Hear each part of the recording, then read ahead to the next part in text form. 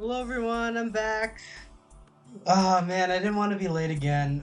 And since this is the fourth episode of Mechanical Marvels, specifically dealing with technicals, with them, excuse me, I just started eating. I just finished eating. And man, I did not expect this like little series to go as long as it did. Because Mechanical Marvels is, excuse me, I need to turn on my fan. It wasn't meant to be like this one thing. Yeah, I meant to do a lot of other stuff, but I wanted to clear out my tabs. I wanted to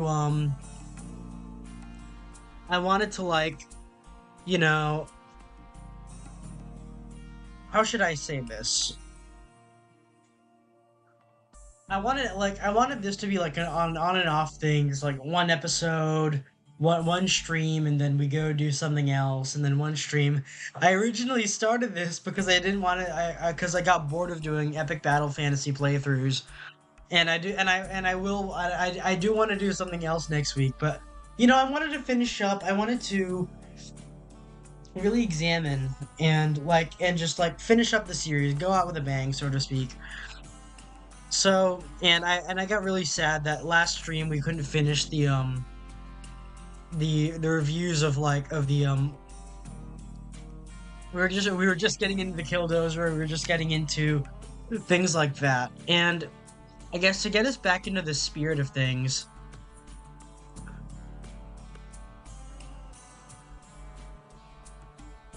well, we'll finish off from the soundtrack right now is My Chrysalis Highwayman by what is it? Mark Morgan from oh, let's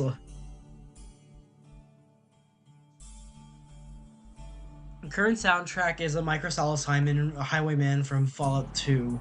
And I feel like this will like it's less like the military theme that we were going for last streams, but we'll see why I specifically chose that one. And so we're getting back into the swing of things. We're looking at the last time we left off, we for the Killdozer Granby Rampage, we see Marvin Niemeyer. We'll be getting into that today. But I think that's a little too loud.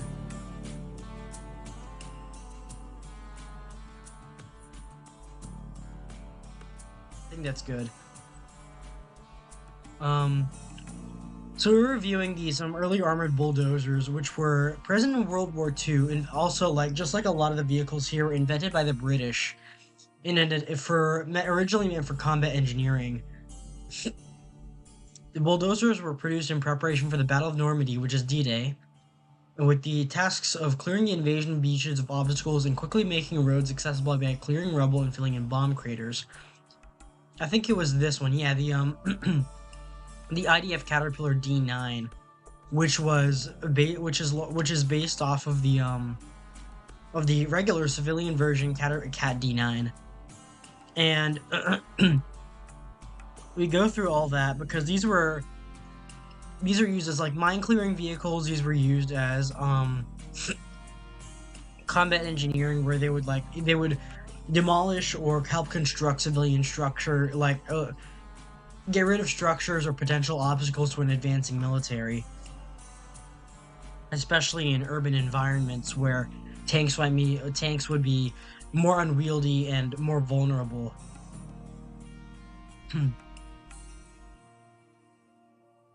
Oh, hey, Mr. Cool. Oh, it's me, Nitro.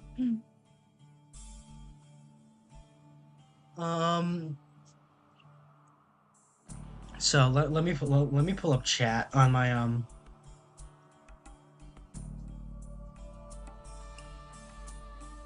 to make sure I don't miss anything. But yeah, so this is oddly like I don't want again, I said in last stream, I didn't necessarily want to get into the politics of all this because it's the IDF using them, but these are still relevant today. These are being used like right this second, right now, and they're being used for like mainly for house clearing for as I mentioned, combat engineering, and a lot of this was around like meant specifically for suburban or urban environments where tank would be too unwieldy. Lot like a tank or IFE wouldn't get the same capabilities that this would. Where you don't necessarily need a big gun, you just need a lot of armor and that bulldozer blade. New generation armor. Due to the increasing threat of shape charge anti-tank rockets and anti-tank missiles, IDF introduced slat armor, which we reviewed last time, which we saw like it's counter RPGs. The armor here is meant to counter anti-tank warheads. And the Israel channels 2 Mark Carmel Forest Fire, so they were used for like non-military operations as well, I guess, because they were they were the quickest things that they could find on hand. And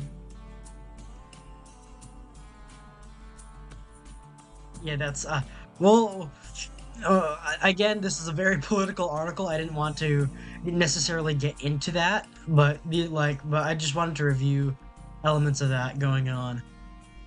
And so we have I think that's a lot of this is a common theme on a lot of Israeli tanks and combat vehicles, that you have this surrounded cab that if you see the I think they were on the you have a question, we're talking about improvised fighting vehicles, improvised fighting vehicles, technicals, that sort of thing. Where this is the finish up on this is meant to be the finish up of the series, which unfortunately we didn't get to last stream, but I wanted to make it a little bit more special and review. First I wanted to get through the armored bulldozers, which are which are very notable for alongside technicals as. Oh, what about construction trucks? I mean, not necessarily. Those are for now, I wanted to focus mainly on the military or paramilitary applications of civilian vehicles and that sort of thing going on. Something to, but we have all that. We have the rather controversial service history of the IDF Caterpillar D9, but as you can see, it has a really long combat history and proves that these can be used regularly for military applications. And going back to that and going back to other armored bulldozers, can they be used in combat? I mean, yes and no. Against things like tanks, no, they wouldn't be survivable because the armor is simply too thin. But against small arms, against RPGs, against machine guns, these would be well protected enough to survive an encounter from that sort of thing. These are meant, like I said, these are meant specifically for urban environments, for very close range where you wouldn't need a big gun. You just need a lot of armor and a big bulldozer blade, a lot of mass that lets you keep the assault going forward, that keeps the siege going forward. This is meant to break the siege, to break down the wall, to get the soldiers into whatever facilities that they need to get into, or to take down softer structures that might be housing potential threats. And so we have histories of the U.S. using smaller ones, which are Caterpillar D7s, as we can see here, which is, I think, yeah, this is a special mine clearing blade. Because I'm prepping in a game of TTRPG about the whole Red Dawn scenario, and I wanted to know about improvised vehicles to fight the hostile attackers. Well, you see, if you're rolling up against say T-72s and this sort of thing, it wouldn't quite work. But if you wanted to trap, say, a Soviet convoy that's been going down a road, and then you want to roll in, block off a side of the road, or attack them from the front, and it's just light vehicles, cars, trucks, that sort of thing, this would work quite well, because because the reason why I wanted to focus so much on armored bulldozers is because this is probably the most heavily armored thing you are able to get as a civilian, built from civilian components, built with the platform built from civilian components, where you don't have to buy it. This is the closest to to a quote unquote civilian tank you'll probably find. This is the closest thing to, yeah, a without outright buying like an M60 tank or whatever. This is the closest thing a civilian will be able to achieve to like the most heavily armored vehicle you can have. During the first Gulf War, the United States purchased tractor protection kits from Israel Military Industries for the Cat D7 bulldozers. As we saw, the armored bulldozers were mainly used in mine-clearing applications. During the preparation of the war in Iraq, the 2003 Iraq War, the U.S. Army purchased several D9 armor kits from the IDF. Oh, can you turn a bulldozer into a light tank? I'm not so sure about that. In general, I don't think there's enough. Um, you could theoretically mount like a rocket launcher or a recoilless rifle on top of one of these, but it wouldn't be the best use of this sort of thing. This is like you wouldn't be like the guns here are would be mainly used for basic offense and self-defense against, say, infantry and soft skin vehicles. You wouldn't be able to mount like a really big gun on here or a turret. The main weapon is the mass of the vehicle, like the sheer weight and force of the vehicle is able to deliver, and this bulldozer combat engineering blade that will be able to get through. Like, why not attach a recovered cannon? In general, if you can, as you can see on a lot of these, there isn't really enough space at the top, and this is already a very tall vehicle. This is already like you roll in with one of these, it's gonna draw all the attention. All the fighters, all like the bad guys are gonna be shooting at you. Or they're gonna be shooting at. They're gonna be trying to immobilize this, and if you put an additional turret on top for offensive purposes, it wouldn't necessarily mean that it wouldn't necessarily make for the best call because you're introducing an ammo rack, you're introducing a loader and a gunner and a big turret on top with a large gun that's going to attract a lot of more attention. They're going to try and they're going to aim for the ammo, they're going to aim to disable the gun. It might become useless and it makes you a bigger target, which on a lot of tanks sacrifice additional armor and additional weapons just to be lower profile. So, and the same goes here, which is already a very tall vehicle. It's the same reason why, like, excavators wouldn't necessarily make for the best tanks because they're already so tall. But yeah, the other military forces such as the Lebanese army and the Egyptian army have also used armored bulldozers. The Soviet army has developed dedicated dozer blade equipped armored vehicles, the IMR series, based on an MBT chassis. That's a common theme for a lot of militaries actually. The US and the UK, the UK and Germany also did that afterward during the Cold War, and the ISIS has used armored bulldozers, including civilian bulldozers up-armored with steel plate and slat armor, capable of withstanding small arms fire and even RPGs, as a suicide vehicle-borne improvised explosive devices. We covered these a lot in earlier streams. Oh, so Mr. Cool says, I mean, if you're in a guerrilla war using these civilian vehicles, you're kind of stuck on the defensive, so how do you attack? Well, for the most part, if we go back to we on a lot of our previous streams reflected around the use of technicals such as these in specific. These are we covered a lot of them. And we covered a lot of them. This is a 23mm anti-aircraft cannon used, and these could be readily and while you won't really have much in terms of armor here, you would be able to bring more weapons to bear. You have more recoilless rifles, you have rocket launchers that could be mounted on these. And while it's not the best idea, tank cannons have been mounted on the beds of these trucks before, like light tank cannons.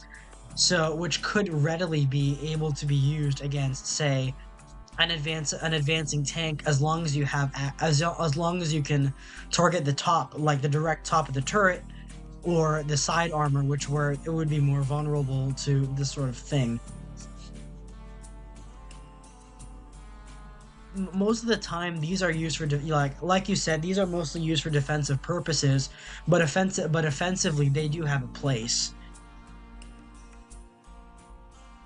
And as we can see, looking for Oh, and as we can see, when it comes to construction vehicles, it's not just like track bulldozers, forklifts, payloaders, this sort of thing, hillbilly armor, like, and stuff like this. I believe this is also by the U.S. Army before they got full on professionally made armor kits. They just had to weld these on to protect them from gunfire.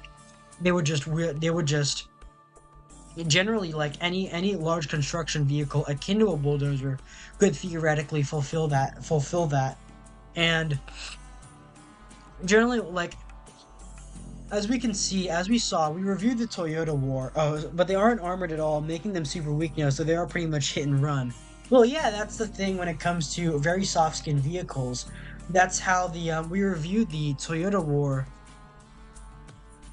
We reviewed the Toyota War I think in one of the very first or second streams. I think, yeah, the very first stream, where as we saw, the Chadian army only largely were equipped with Toyota Hiluxes and Land Cruisers like these, such as they only had like PKMs strapped to the front. They only had rocket launchers. They only had anti-tank missiles. But they proved to be such a highly armored, such a highly mobile force that they could readily outmaneuver tanks and IFVs and that sort of thing. And as we saw from the 800 tanks and APCs lost when the Chadian army didn't really have tanks that they could bring to bear. This is like the main strength in the technical is like with armored bulldozers. The main strength lies in close range, pure force. They don't really have weapons or guns that they could use as long as they have, but their main weapon would be the blade. And here, it would be generally anything you can mount on the bed of the truck. And let's see if we can pull up the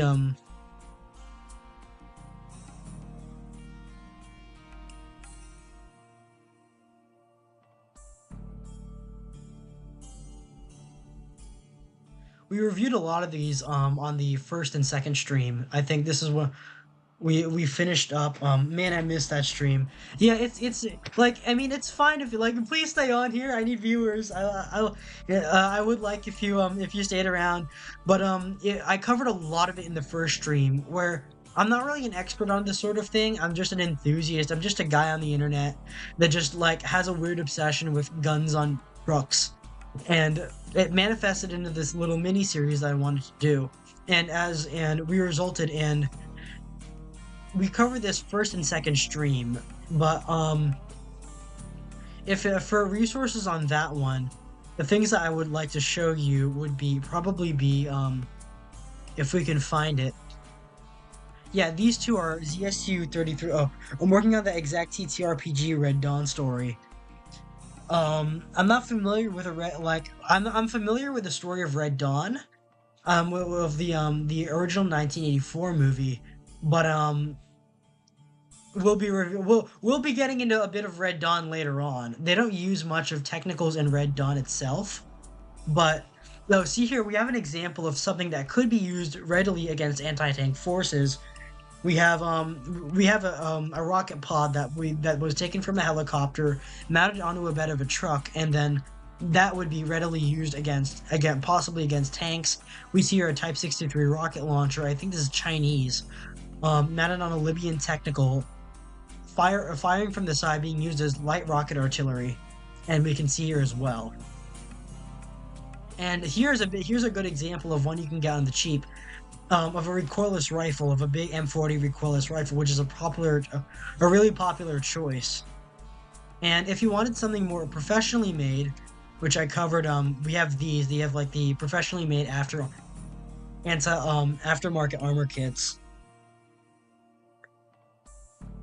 and we have all this series of like that they have available. A lot of rocket launchers that they could affix that you could readily use in an anti-tank role. It wouldn't be good against for direct armored combat, but it would work as an offensive capability.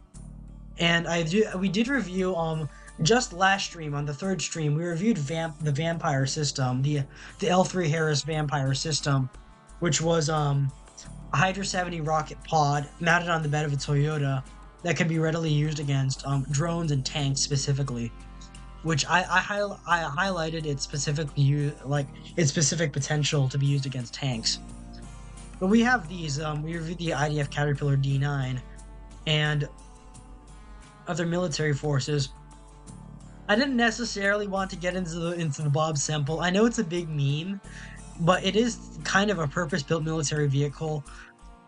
You wouldn't necessarily recommend this be used in any sort of like direct combat, but theoretically in an urban environment where this is all that you have, where it's like it's built from corrugated iron, it's not the best armor, it's not the best guns that you could use, but it's all that they have when you're like desperate for any sort of defense, any sort of defensive capability or offensive capability, this is what you'll come up with.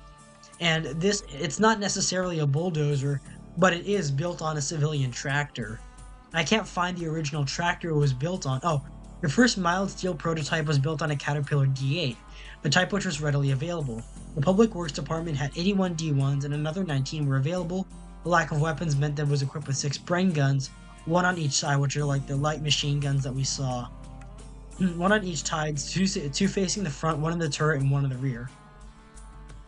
The vehicle is very tall, which is not a good thing if for armored combat. You want your vehicle to be heavily armored, but very short, because it means less people can see you. So yeah, not what you would have expected.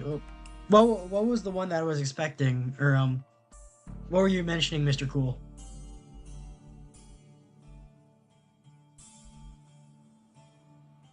So we have anyways, going back to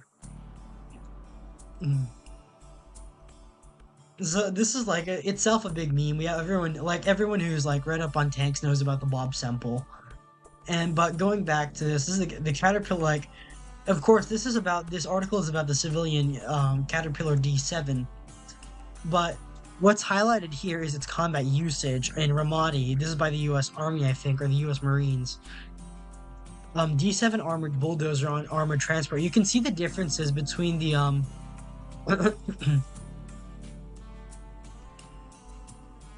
where's that? Rome plow. What is that? Oh, huh. I'm just finding about this now. Rome plows are specifically modified armored bulldozers used in South Vietnam by the United States military during the Vietnam War. The plow tractors were equipped with a very sharp stinger blade, which weighed more than 2 tons and was able to cut down trees, which were then burned. The Cat D9. Let's look at the military applications. I wanted to briefly compare like the differences in the armor kits that the U.S. Army and the IDF, the Israeli Defense Force, uses.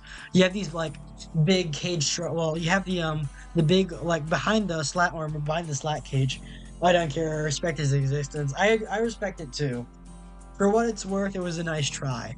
But you can see like on the Israeli model, you have a lot of windows. You have a lot of a circular like big shell around the cabin with all these big portholes, these big windows. Not necessarily for the US tanks. These tend to be simpler, cheaper to produce. These are like riveted instead of welded, which isn't necessarily the best for armor, but it's the best they could have on the spot. And it's a very boxy shape instead of the normal shell shape that you saw. It's very angled. You don't see that much glass. This is mostly due, I guess, even bulletproof glass. They skimped out on it in order to maximize the armor protection and the compactness of the vehicle.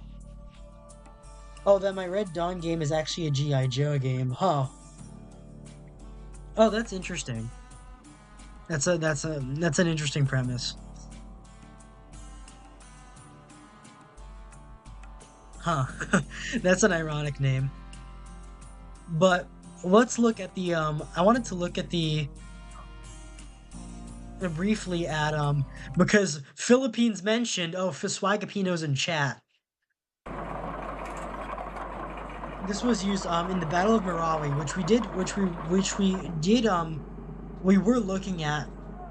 we were looking at elements of in prior streams. I think the second stream where we reviewed the wooden armor of God, the free Wi-Fi vehicle. It's got a Punisher skull. But this was used by, I believe, the Philippine Army Combat Engineers This was used in the Philippines for excavation, clearing out rubble after the battle against Abu Sayyaf, the Abu Sayyaf terrorist group in the Philippines. And as we can see, this is probably the out of the armored vehicles that we saw, out of the armored bulldozers that we saw, it's called Megatron. But this is probably the lightest example that they have. And like you see both, I think welding and riveted to like which are relatively light looking armor sheets. This wouldn't be protective against RPGs or stuff like that because there isn't really slat armor, there isn't any thicker composite armor. There's just a metal sheet to protect the driver from gunfire, from machine guns, from that sort of thing. Not heavy machine guns, but just probably like infantry weapons, assault rifles, that sort of thing. Where in order to protect the driver for and possibly also from things falling down potentially onto the vehicle as part of its normal work cycle. Megatron, oh, I didn't know that Megatron actually kept its up armor and even received an upgrade on its armor. Let's see that. Our shitty technicals. The Philippine Army's up armored dozer. Oh, is displayed at the 5th anniversary celebrations of the liberation of Marawi. That's in Mindanao in the Philippines in the Southern Islands. But this is interesting because I like the implication that this could be potentially used outside of an urban environment. It wouldn't necessarily be good outside of an urban environment, but you could use its utility because of this camouflage, this jungle woodland camouflage that they applied. It seems to have went through multiple color schemes, and this is it doing work, doing work through that. The Phildozer. Isn't this also the home of the internet famous free Wi-Fi technical? It's not a technical, it was a Cadillac Gauge Commando armored car, but I really like that because it still used improvised armor, so I did cite it as a source. But we're going to go into possibly the most iconic and famous civilian armored vehicle of all time, and this being Marvin Heemeyer's Killdozer. Now, a lot of other VTubers, even I think Senna Bonbon, one of my Oshis, I wish he would come back to YouTube. Um, also reviewed the Killdozer, which was in a stark contrast to the Caterpillar military models that we saw, which were American made, while this is US made. The original platform is Komatsu, which is Japanese. And I think that's the let me find the I'm not going to really look into the backstory because a lot of people have looked into the backstory. Pipkin Pippa herself reviewed Marvin Heemeyer's backstory. Oh, this is it. The Komatsu D355A bulldozer. He had originally purchased it to construct roads to his shops. In March of 2003, Heemeyer deeded his house to a friend and lived in his shop. He then sold off. Oh, let's restart that. Sold off both of his shops in the building that houses Bulldozer. And so, actually, let's turn that back off again. Let's see if this is a relatively short video. Now, you know what? I didn't want to. I mean, you can watch it on your own. I'm not really interested in doing another reaction. We will be doing a video reacts later this stream, later this little episode, but I wanted to purely review the article. And so we have for context, again, I said I didn't want to review his backstory, but this was he had a lot of grievances against the local public, against the local government because he was really being screwed over by them. So he decided, you know what, I'm gonna go all out. This is my Alamo. This is my last stand. I'm gonna go out in a blaze of glory. And this was his blaze of glory. This was his moment. He let the intrusive thoughts win, and this is what it produced. The default 49-ton Komatsu 350 i5A bulldozer is powered by a 410 horsepower engine. This is actually again, this probably demonstrates how little I know about vehicles in general, about being a mechanic or whatever, because I've heard of like cars, specifically like high-end sports cars, also being 410 horsepower. So I'm assuming this is probably like some kind of truck engine, or the torque, or the ability to like horsepower isn't necessarily the demonstration of. I should look it up. I should look it up actually. What does horsepower mean? Oh, that's at the end. Horsepower is a unit measurement of power at the rate of which work is done, which is energy transferred to or from the vehicle from the object via an application of force along a displacement, usually in reference to the output of engines or motors. There are many different standards and types of horsepower, of metric and American system horsepower. Compare the output of steam engines with the power draft horses. This is making my brain hurt a little. Classic Killdozer. Um, but yeah, it just demonstrates. I'm not really familiar with the horsepower argument. I guess the difference is torque. Maybe it's torque, or just rough, like as some kind of unit of measurement that I'm not necessarily familiar with, but its ability to handle all that, all like the 49-ton load, and able to push it and able to carry it and be mobile with it. At a top road speed of 7.45 miles an hour, 12 kilometers an hour, and a horsepower per ton, I think that's the unit I was looking for, of 8.36. Heemeyer's armored version brought the weight up to 61 tons, so that's, hold on, let me do some mental math here. it's turning into the math stream. 61, 11 minus 9 is 2.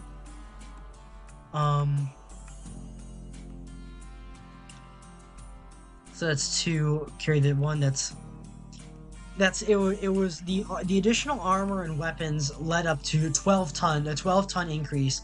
This most likely slowed the bulldozer somewhat, and it could decrease the horsepower per ton to 6.7.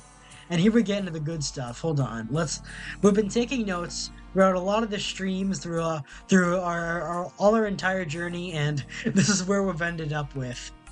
So, best bulldozer platform: Caterpillar D7, Caterpillar D9, and Komatsu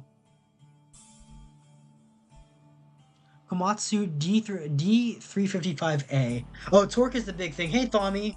Nice to see you here again. Torque is the big thing. Yeah, I think it's torque. It's like its level of torque that the engine is able to produce that lets it carry such that load, which would, again, like the armor that he put on, increase it to 12 tons. So that would like put a lot of strain on the engine already. So D355A. Is that a D355A? And as we saw, the bulldozer was armed with a 50 cal Barrett M82 semi-automatic rifle in the rear. That's an interesting spot to place it. I mean, normally you'd want it, I guess, sticking out of the front, but maybe he needed the space to shoot forward, and putting it in the back, in the rear, facing the rear, maybe it gave him extra room in the cockpit to load his weapons. So he didn't have any explosives. He just had these guns, and he had the bulldozer. Barrett M82 semi-automatic rifle at the rear, a 5.56 FNC semi-automatic, and a Ruger Mini 14 at the right. These are like small semi-automatic rifles. I wouldn't call them assault rifles, but they are based off of similar rifle platforms. These are just civilian rifles in 223, which is like a light military cartridge. We all know, like, if you know guns, you know it. I don't want to be like a FUD or a gun grabber or call it an assault rifle, but in theory, that's what, like, in a military setting or a paramilitary setting, these semi-automatic rifles would be replaced by actual assault rifles or possibly light machine guns. And these weapons were fired from the small firing ports inside the cabin.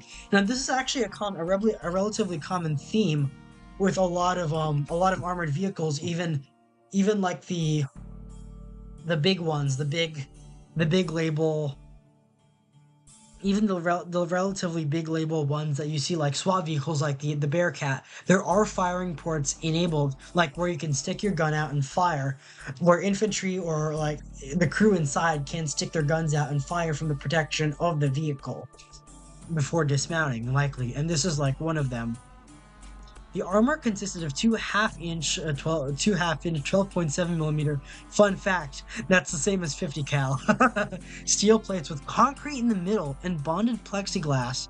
So it is composite armor. This is like a very primitive but yet very effective composite armor, which gave it the same benefits as composite armor, which is like if you hear about like ceramic or concrete armor being used on some armored vehicles, that's what they're talking about. This is basically it's like the steel sandwich. It's like you have the layered steel on the front. You have an additional concrete layer. You have plexiglass, which would help break up the impact even more, and then a final steel plate that the fragments would impact on and stop. Excuse me, I just needed to hydrate there. And the cameras, which allowed Heemeyer to see his surroundings, were connected to 3 monitors and protected by 3-inch, three, the 76.2 millimeter bulletproof plastic. 3-inch. If you scale that down to 7.62, that's 30 caliber.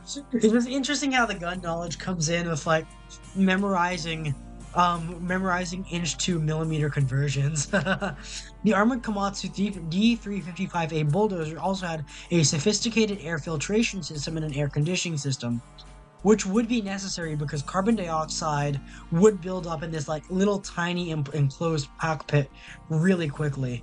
So that was necessary, and possibly exhaust gas as well. On June 4th, 2004, Heemeyer greased up his bulldozer to make it harder for people to climb on top before he bolted himself shut inside. So this is kind of it's like a non-explosive version of the ISIS suicide trucks that we reviewed earlier. It wouldn't necessarily like you need a way to get out. If you were to build a killdozer, you need and you wanted to get out and like keep using it, you'd probably want to invest in some sort of hatch or door to make sure you can get out. Before he bolted himself shut inside. So we have and we've been reviewing various methods of protecting your truck or protecting your technical. I guess. Well, and the Mexican cartel have been electrifying or installing electric fences on the front of their narco trucks and technicals. But I guess if you want it for cheap, you can just you can just grease it.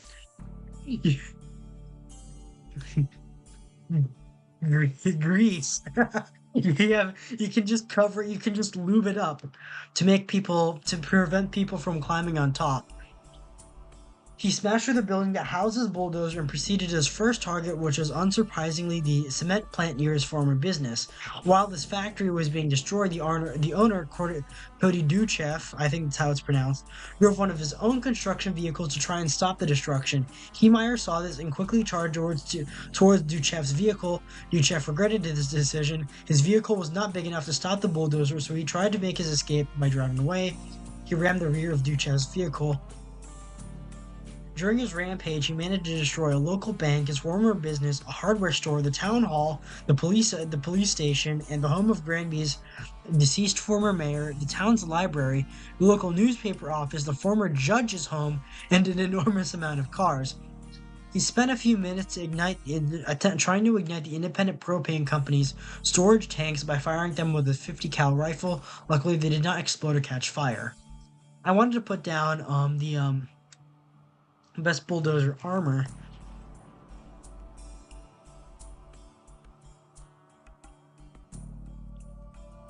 Which was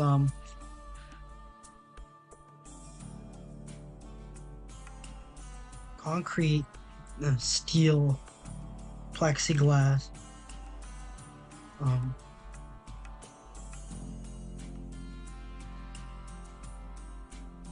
steel sheeting welded instead of riveted, and what would probably be and it's all about the armor thickness, like that it's able to have that capability Luckily, they did not explode or catch fire. After being sealed by an industrial loader inside a group of buildings, Heemeyer and his armored Komatsu bulldozer tried to escape by ramming through buildings. The chaos stopped when the bulldozer collapsed inside of a store's basement. Um, a police officer charged towards the bulldozer, but it was covered in grease, which made it tougher for them to get on top of the machine. Well, I guess that came in handy. Colorado's governor was considering using the Apache's Hellfire missiles from the Colorado National Guard to destroy the vehicle, but it was already bogged down inside a basement.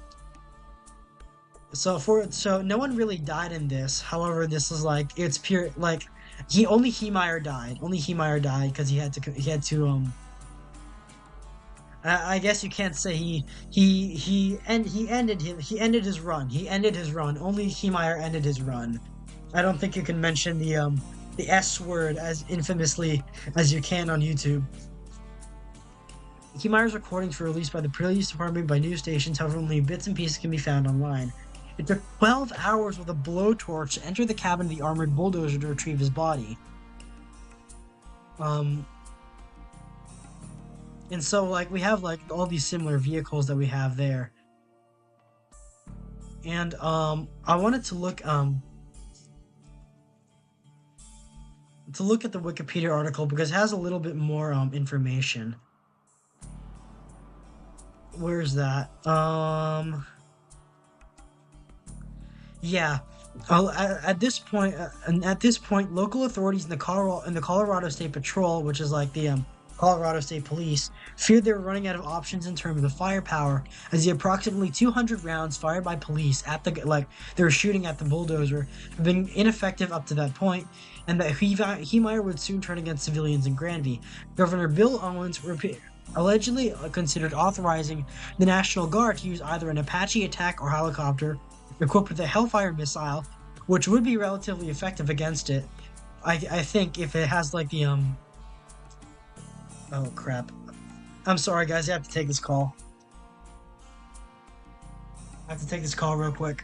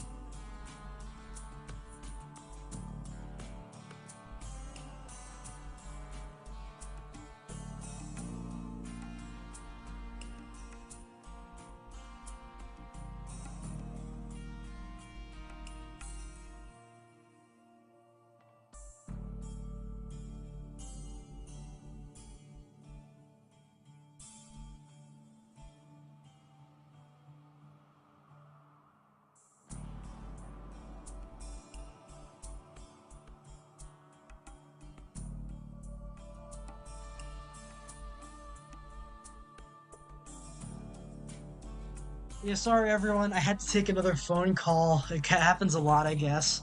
I didn't want to leave you guys hanging, but I'm back. I need to review something real. I'll have to never mind. You know what? It's chill. It's chill. Let's keep going. Let's chill. Let's keep going. So, we saw this allegedly considered authorizing the National Guard to use either an Apache attack helicopter armed with a Hellfire missile or a two-man fire team equipped with a Javelin, which is, if you're following the news a lot in Ukraine, these are used heavily against the E-72 tanks to destroy the bulldozer. And it seems like, from my perspective, it would be it would be capable. So it's effective against small arms fire. It's effective against as a pure vehicle of force, as a pure weapon of force, but against dedicated military weapons without proper counter heat, without proper slat armor or anti or against top attack, it wouldn't necessarily fare the best.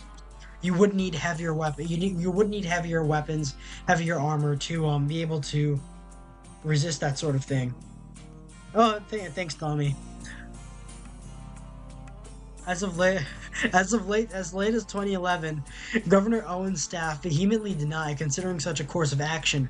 Members of the State Patrol, which is the Colorado Police, claimed that to the contrary, the governor did consider authorizing an attack, but ultimately decided against it due to the potential collateral damage of a missile strike at the heart of Granby being significantly higher than what Heemeyer could have caused with his bulldozer.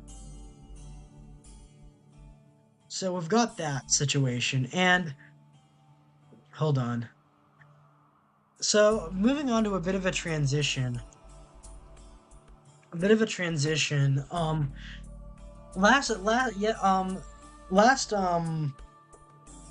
stream, I talked a lot about how the civilian aspects, the gun culture in the U.S. led to a lot of these technicals and a lot of these improvised fighting vehicles becoming like sort of like a popular phenomenon. And like in the US, like, oh, I want a technical, oh, I want to mount like this gun on my truck and that sort of thing. And something I wanted to look at, which is why I picked a Fallout 2 soundtrack, is the influence hold on, where's that? I wanted to this is for later. This is for later on. A good friend of mine, Mollington, who's really supported me on this channel, reminded me, and I guess it partially inspired me, this little clip from Mad Max that I realized, hey, maybe I should cover Mad Max more directly in this stream. And I decided, you know what, let's look at that, because a lot of the I think a lot of people got introduced to the concept of vehicular combat, or like cars with guns on them, through Mad Max. And while the original Mad Max doesn't have that much of those, ironically, but it only really starts around the movie Beyond Thunderdome. Now I haven't seen Beyond Thunderdome. I haven't seen a lot of the movies we're going to show off here in full. But it's interesting that I can't really tell what vehicle this was originally meant to be based on. But as we can see, like a lot of these, in absence of firearms, things like other weapons are going to find that clip is gold. Yeah, it is. But like as we can see, in the absence of firearms or dedicated guns, or like it's gonna like other weapons are going to find their way onto vehicles. As we mentioned before, like we've been putting machine guns before we can even on vehicles before we even had access to the car. The Tachanka, the Tachanka was basically a horse-drawn carriage with a Maxim machine gun on it, and this is like the opposite. This is a spear gun, or like some kind of bow or ballista mounted on top of a gas-powered car, and of a spear gun on it. And I guess in theory, you could use these against in a rather violent attempt to capture a vehicle. These could be potential ways you could do so offensively. So we have a harpoon gun here. We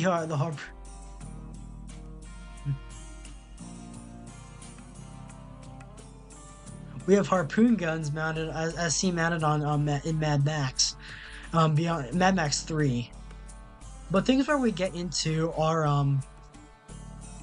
like I think, which is probably the most iconic Mad Max after the first one. We have Fury Road, and I wanted to specifically focus on. There's a lot of other guns. This is like a website reviewing the guns of each movie, but I wanted to focus specifically on elements such as these. And while I wanted to stray away from like when it comes to vehicles in movies like these, I didn't want to do prop guns. I didn't want to do fake guns, which is why I only in the last stream, when I was reviewing like apocalypse vehicles, I didn't want to focus on things like toy guns or prop guns mounted at the top. As long as it's real, as long as it's a real weapon, it could be viably considered a technical, even if it is just for a movie. Browning M2 HPs, which we discussed these a lot. M2 HPs, the Modus, I guess how I know it as the Browning 50 cal, and it's mounted on these hot rods here. This one's rusted out, and the RPD light machine gun is mounted on the People Eater's modified limousine. The machine gun also has a launcher mounted on top of the barrel. This is a relatively light option. This fires the same round as the AK-47 or the AKM. This is and it looks, I guess the less familiar with firearms would call it similar. It is a belt-fed light machine gun, but it wouldn't necessarily be I would mount heavier option, but I guess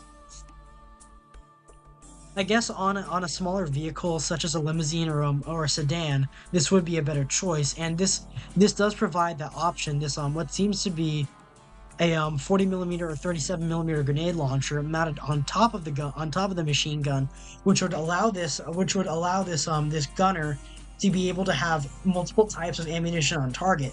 This potentially against massed infantry or against other vehicles, and the machine gun as a direct fire option.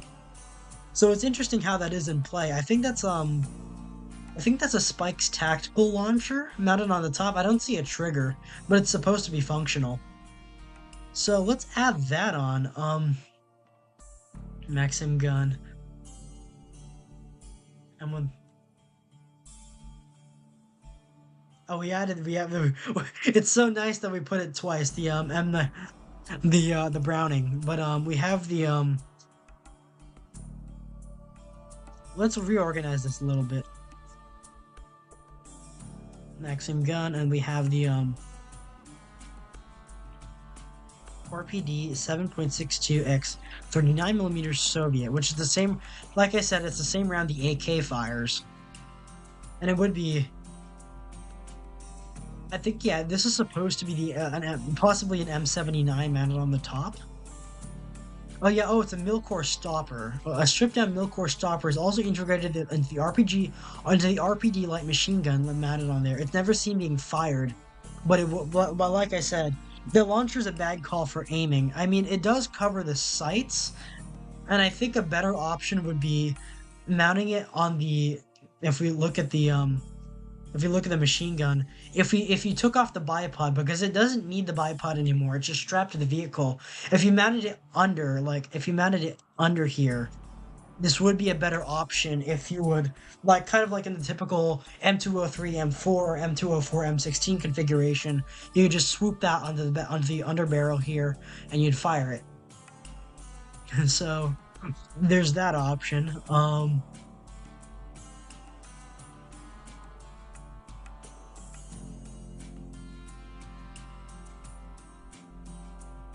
40mm grenade launcher. So we have that, and I think, and like I said, like Fury Road is both like my intro into what Mad Max is supposed to be. I haven't seen it in full. I have seen the Mad Max 1 in full, but I have we're not reviewing that. Is it mounted or is he just carrying it? No, he's not. He's just carrying it. One of the War Boys team with a crossbow. We have all that. Mounted. Oh, mounted Type 56s. Oh, this is an option, I guess. These are two AKs, two Nurenko Type 56s, which is the Chinese version of the AK, mounted on top of the vehicle here. Again, not necessarily the best choice. You could have gone with a dual M60 setup or a dual light machine gun setup, but for what it's worth, when you're short on guns in the apocalypse, I guess it works. So we've got that, and something I wanted to take a look at was because like I wanted to when doing some research for today's stream, I found out that a lot of these really are genuine. A lot of these are genuine. These are real cars. This isn't CGI. A lot of these are real cars with real weapons mounted on them. This is my favorite car of them all, but I won't be necessarily reviewing it because it isn't weaponized, unlike here. And I think IMFDB missed out on this. This is an Oerlikon. Hold on. If let's see if I got it, if I got this one right. Mounted onto this really pretty 1950s, 1940s looking car. I'm not familiar with the hold on.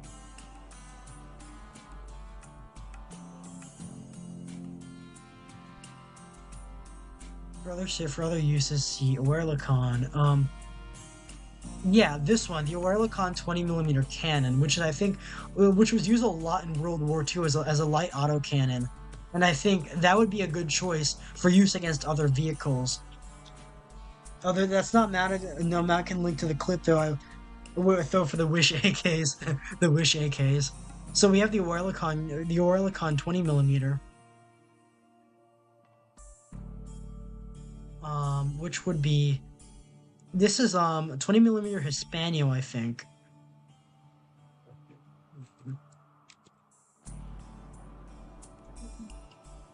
Oh, excuse me.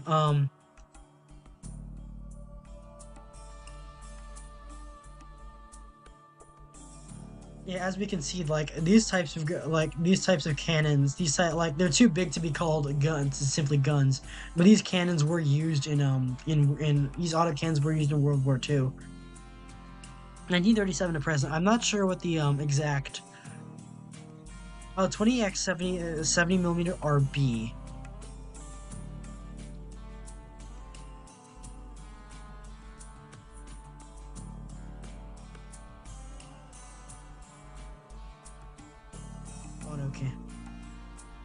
Autocannon. So we have that option, and I think that's interesting to like because this would be really for really good use against other armored other vehicles. Oh, it's a Buick. Interesting. I really like that. I guess a Buick is also capable of taking that. I think this is a custom made like a custom made prop gun, so I wouldn't necessarily count it. But that is a very nice car. That is a very pretty car. And I think this is also that's a flamethrower mounted on that back. Oh, wrong water.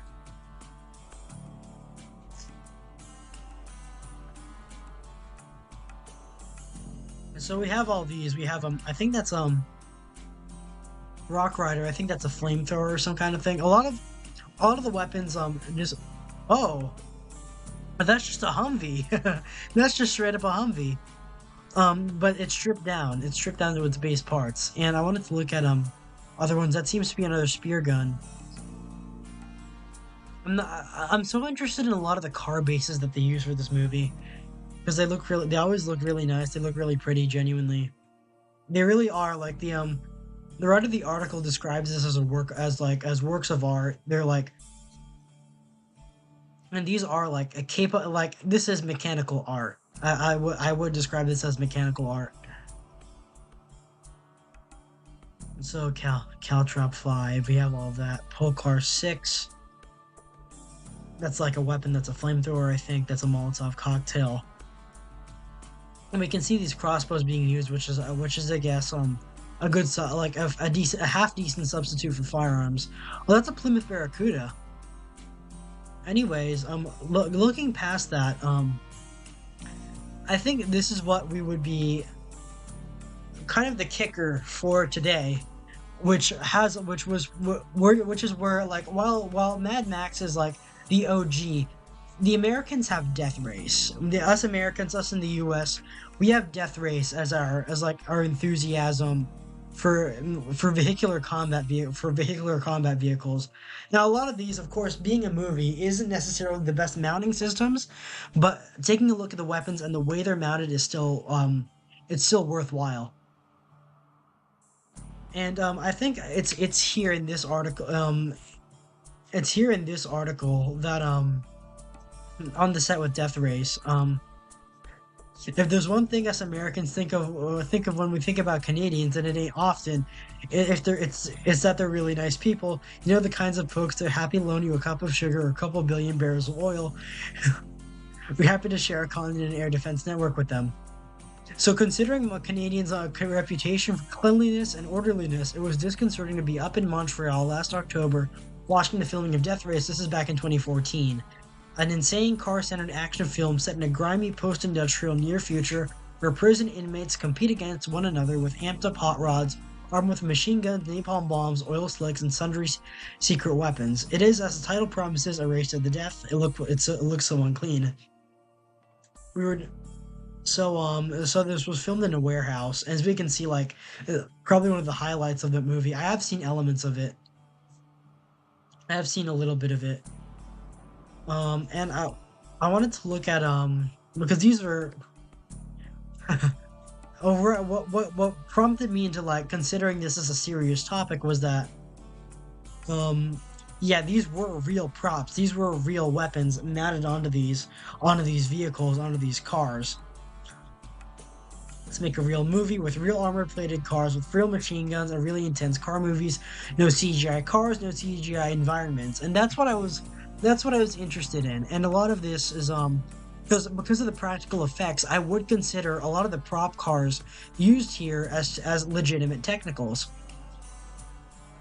No one's gonna confuse Death Race with great art and come Oscar time is not likely to even read a mention. But yeah, it is like for what it's worth, the set design and the Oh, what's interesting to note is that because on this Mustang, the this armor plate slit was a technique adopted by the Germans in World War II. I read that somewhere that while also protecting the headlights, this would be there to focus a beam of light forward to make sure attacking planes or like airstrikes wouldn't be able to see these cars.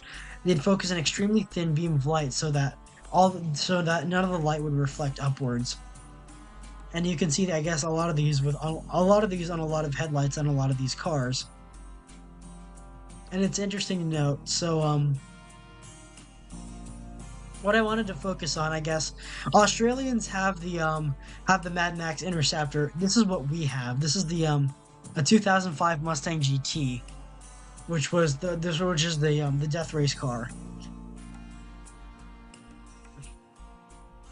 And so we have that, we have all that, and the challenges and visual updates of the Mustang GT for the Death Race movie. And it just proves that like this vehicle in real life is capable of mounting all this armor, all these props, all these weapons. And so you know what? For that, I'm gonna give it a spot on the list. I'm gonna do it. F550 Super Duty and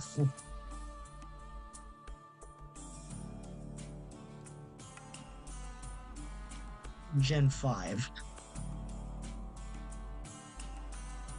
So Rouge Performance, the automotive company, to get the honor of modifying the cars for the movie.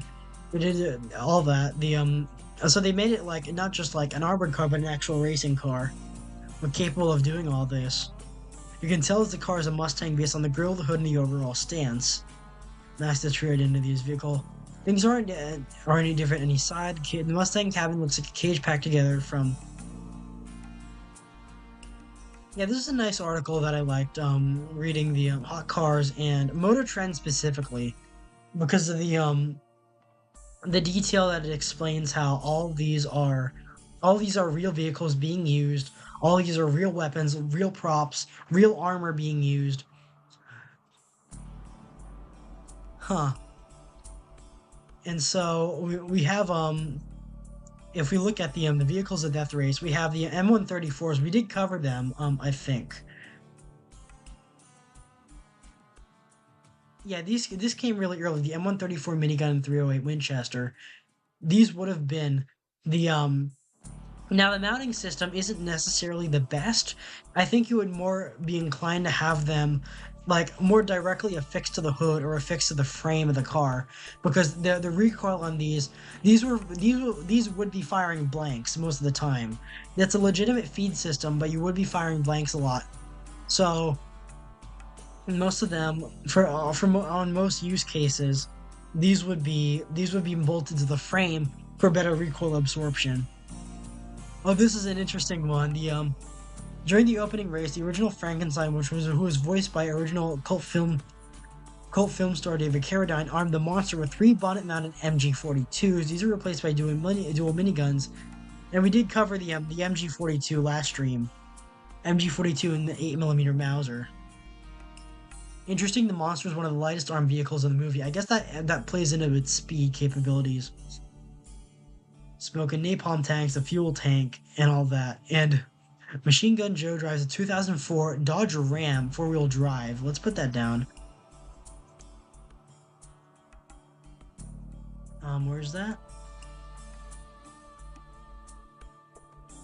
The Dodge, yeah, the Dodge. We have a Dodge Ram on here already. I think that's it's a popular choice for arming movie cars as well. But I think probably the most ludicrous part is that these were apparently dec came off free. The six-barrel Gatling-style guns have been used for decades, but they're so effective they're still installed in a frontline combat aircraft. In fact, the guns used on the movie came off recently decommissioned F-14s, which breaks my heart because the F-14 is like my favorite aircraft and my favorite combat aircraft. It'll probably show up in a later Mechanical Marvels episode. Mounting the heavy guns to a 30-ton aircraft is one thing, bolting them to a pickup truck is something else entirely. And I think this, again, this would not be a good mounting system. We have seen these on technicals before, but we would allow them better traverse, better capabilities, and a better recoil absorption system by just strapping them onto the sides. A pretty lady. And Business End of Joe's machine guns, those are Browning M19 19A4s, which we did cover in a previous stream. So a lot of these, ironically, a lot of what's being used for Death Race are would have been used are used on regular technicals. Like we see RPG-7s, we see these a lot in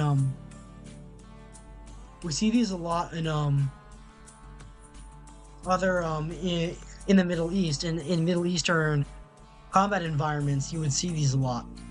6 RPG rocket launchers of roof mounted their final race, and then we have the 1966 Buick Riviera. We're gonna put it down anyway. We're gonna do it. The Buick Riviera.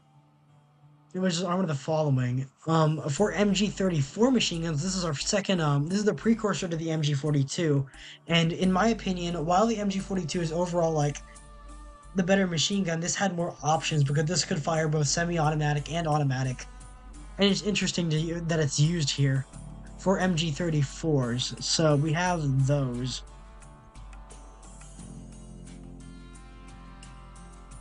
MG30 92x57 Mauser. And it's interesting because back in World War I, these were fitted with K bullets, which would have been specifically used by steel core K bullets, specifically used for dealing with armor. So it's interesting that this choice of weapon alongside the MG42, if you loaded them with K bullets or K rounds, they would have been pretty effective against other vehicles in this race. PPSH 41s are mounted on the hood's front. Again, these are submachine guns. They wouldn't necessarily be the best against other vehicles or even against well-armored infantry. Well, it depends.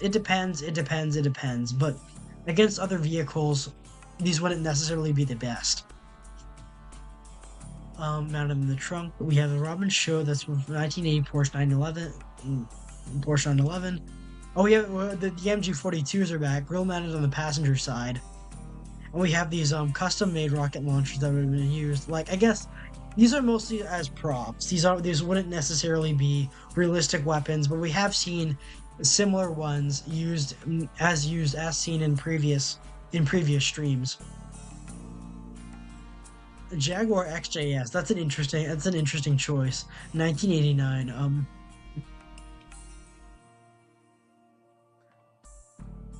Let's put that. Let's group that in with the other British ones. I almost wrote British. Jaguar XJS. So we have that armed with the following. That's 2 dual Browning M2HB mounted machine guns or hood mounted. Holds Jaguars on one of the lightest armed vehicles in the movie. So it's interesting of all this because normally on a technical, this would be the holy grail for as a heavy machine gun. As a heavy machine gun capability, you would mount these. If you mounted these, this would be very good against other soft skin vehicles, against infantry, and while providing the best mobility that you can have, because and to my knowledge, these were these were mounted a lot. These were mounted a lot in World War II vehicles as well. So we've at the FN Mags, which we covered, it's a Chrysler 300C, which has yeah, from I've heard good and bad things about that car. FN Mag machine guns are mounted on the passenger side, and single rocket launchers mounted above the passenger side door. Oh, the Pontiac Trans Am. I think that's a Firebird. Turret shield navigated by operated by his navigator, which doubles as a gunner. I guess in a military setting, you'd have a gunner and a commander, which would lead into a three-man crew. So we have a Chrysler 300C. That's an interesting choice. Dodge Ram. Chrysler 300C. And a Pontiac and the Pontiac Trans Am.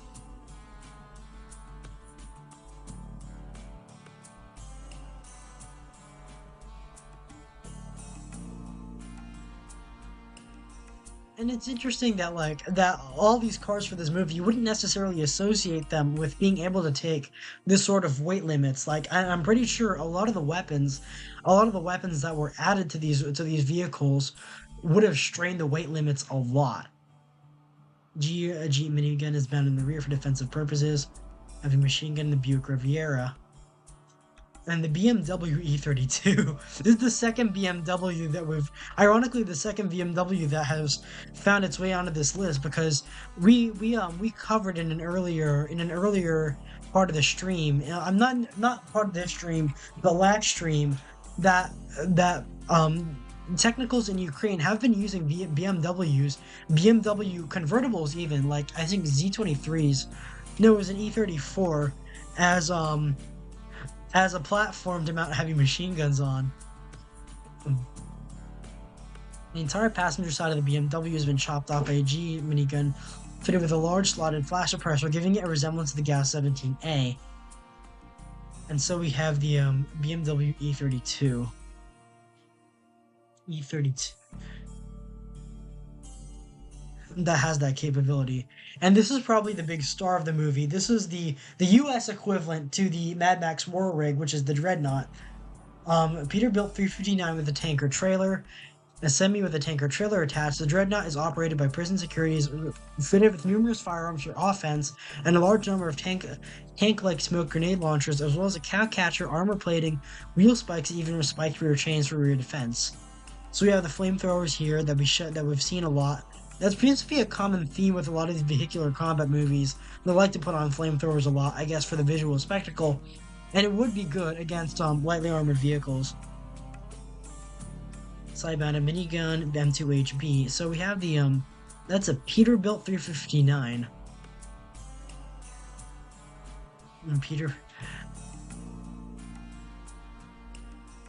Peterbilt 359. We have that, and let's see what else. Oh, this is probably the big star of the show. Mounted in the rear resembles the turret of an M1 Abrams tank with his 105mm main gun. This is actually a mock-up due to the size of the turret, as well as the fact that the gun's fume extractor center is in line with the barrel rather than being offset towards the top. So we have this, which is ironically resembles a lot of the pickup-mounted Type 63 rocket launchers that we saw. But this proves that if you have a big enough option, there is a mounting solution for this sort of thing. That you have the guns fuming and I'm gonna assume that this is a Royal Ordnance L7, which is the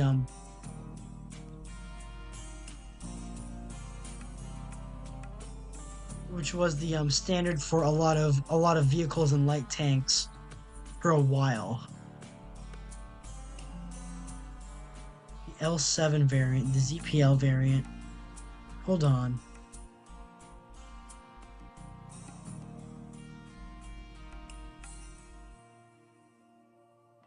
M1 Abrams, which is the it's not, again, it's stated to be it's not a real turret, but the gun might be real.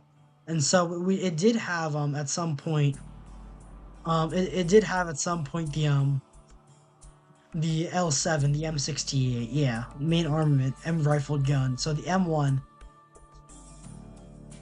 might as well throw it on, because you know what? It's interesting. On a 5mm recoilless rifle,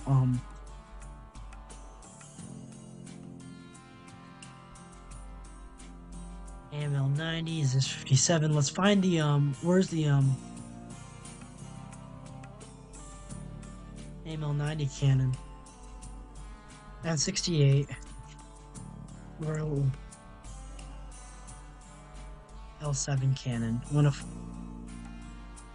5mm cannon. So we have that, and I guess that's enough spurging about me. And if you and Mr. Cool, if you were listening, here we have the bad Red Dawn, because the good Red Dawn unfortunately doesn't have any the good Red Dawn the good Red Dawn doesn't have any real technicals, and while I will give them honorable mentions because these were built on, these were fake. The Fox, so his UC-23 self-propelled anti-aircraft gun. These were built off of the M8A1 what is it? The M8A1 cargo tractor, which was itself already a derivative of a tank. I wouldn't consider these technicals, but it's interesting to consider that the capabilities that just some guys in Hollywood who really want to do a prop and like mock-up of a T-72 can just do for this sort of thing. They can just strap on all of these. They can modify it to whatever they please, and the results are pretty cool. I will give those honorable mentions, but I wouldn't consider them technicals. Here we have. Hold on, let's find it. I'm at it on KPA tanks. I'm at on here we have FNAF guy. We have PETA from Hunger Games next to what is possibly one of the least advisable mounts you can find for a minigun. This would not be a stable mount because of the recoil would just chop it off. You'd probably be best mounting it more to the rear, more to a frame. But it's interesting because this minigun has an optic. I think that's a Matrigicon or I'm not sure. Like it has an optic. Another minigun is later you see on an Erica's Ford Mustang manned by Robert of Blow My Whistle Baby fame. These are original M134s upgraded by Garwood Industries, and they really like putting miniguns on Mustangs. These movies, and we have the giant ACOG right here. And during the final assault, we have that. We have the Garwood Industries, and I wanted to highlight that it's like. It's not a good mounting, and it works in the movie because it's a real weapon.